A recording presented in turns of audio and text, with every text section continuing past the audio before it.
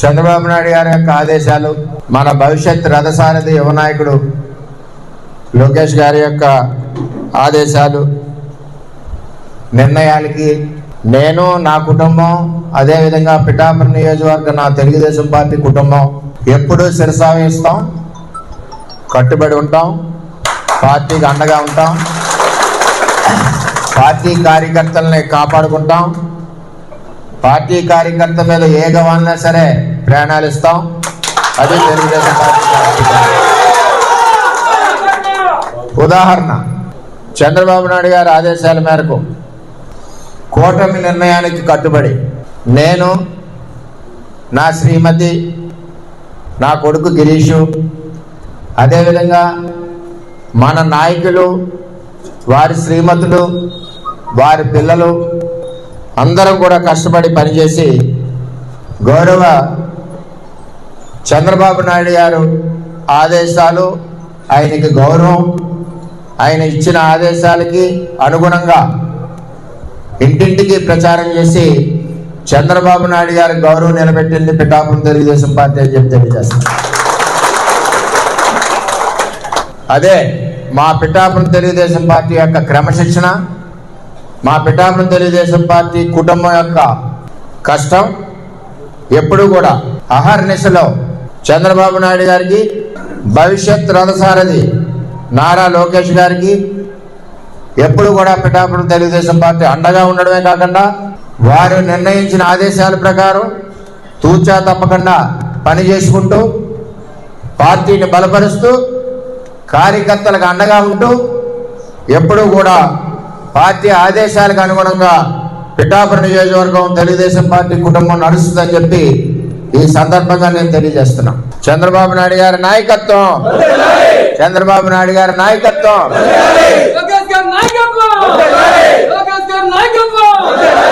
కొన్ని ఇబ్బందులు ఉంటాయి మన అధ్యక్షుడు.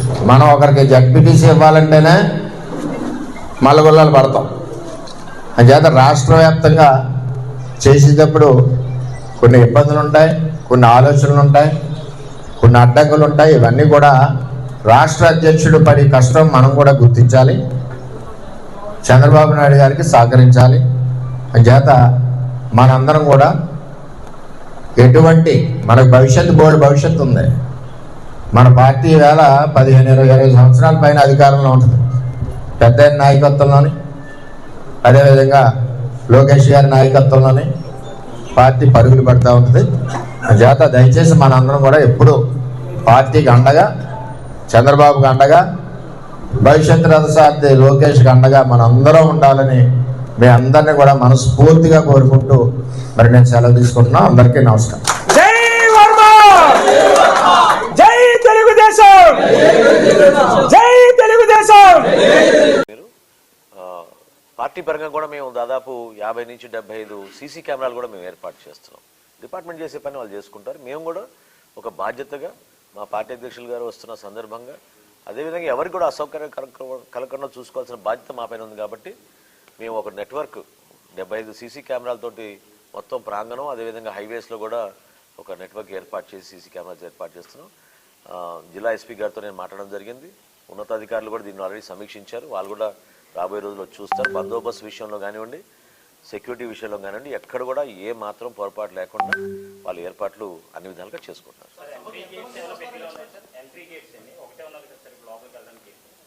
లాస్ట్లో చూస్తారు మీరు.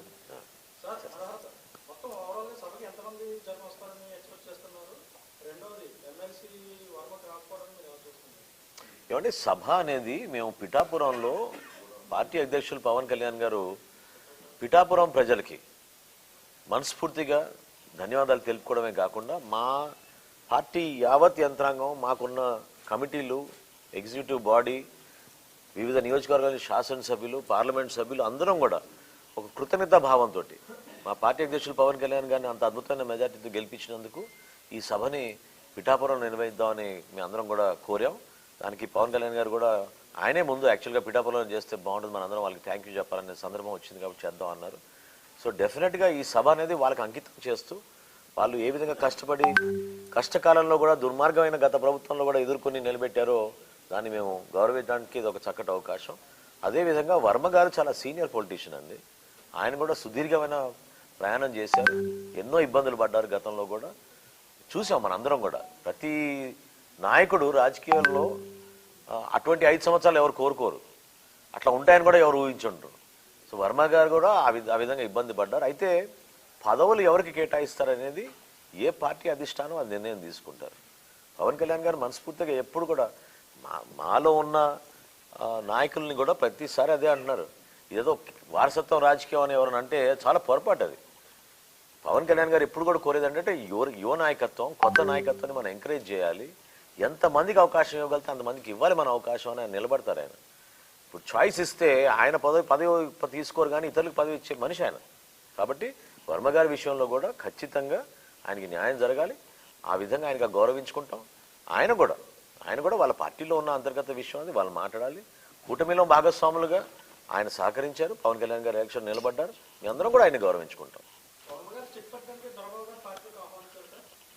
లేదండి, దొరబాబు గారు ఎలక్షన్ ముందే వద్దామని అనుకున్నారు, కొన్ని కారణాల వల్ల రాలేకపోయారు. ఆయన మాలో ఒక కుటుంబ సభ్యుడిగా ఉన్నారు, ఆయన చాలా సౌమ్యంగా ఉండే మనిషి, అటువంటి ఆలోచనలు ఏం లేదు. ఒక చెక్ పెట్టడానికి అవసరం ఏముంది, ఇది పవన్ కళ్యాణ్ గారి నియోజకవర్గం, ఇక్కడ ఎవరు చెక్ పెడతామండి?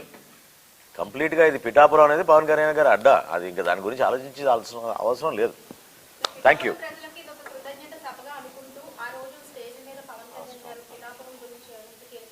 అఫ్ కోర్స్ ఇప్పటివరకు జరిగిన కొన్ని అభివృద్ధి కార్యక్రమాలు, ఏ విధంగా కష్టపడి క్యాబినెట్లో కూడా కొన్ని తీర్మానాలు చేపించి ప్రత్యేకంగా శాంక్షన్ చేయించారో పిఠాపురం గురించి అవన్నీ కూడా వివరిస్తారు పవన్ కళ్యాణ్ గారు. అంటే ఎక్కువ మందికి తెలియకపోవచ్చు, కానీ చాలా అద్భుతమైన కార్యక్రమాలు ఈ 8 నెలల్లోనే పవన్ కళ్యాణ్ గారు ఉప ముఖ్యమంత్రిగా అయినాక పిఠాపురం శాసనసభ్యుడిగా ఆయన ఒక బాధ్యత తీసుకుని అనేక అభివృద్ధి కార్యక్రమాలు మంజూరు చేయించారు, వాటి గురించి వివరిస్తారు.